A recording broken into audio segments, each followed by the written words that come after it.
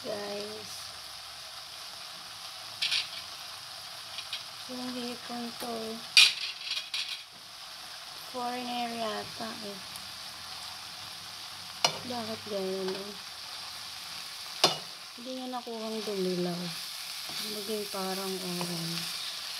Napakuluan ko na siya sa gata, napatuyo ko na, pero hindi nga nakuhang dumilaw.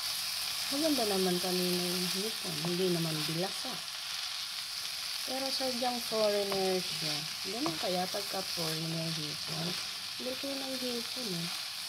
Pero sadya talaga siyang puti. Ayaw yung mag-orange or may yellow. Diba ganun dapat? Pero hindi ah. Oh? Foreigner. Foreigner talaga hipon. Kakaiba siya, guys. Ngayon lang ako nakapagluto ng ganito. Naggagata talaga ako ng hipon pero hindi nagiging ganito. Oh. Foreigner, nakalunok ng glutathione at bleach. Ayan mo na yan. Tuloy naman na ang ating gata.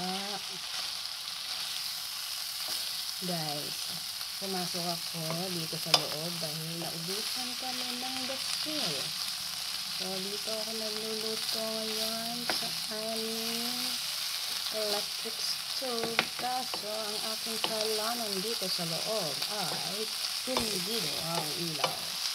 Kaya, gamitin natin ang flashlight ng cellphone.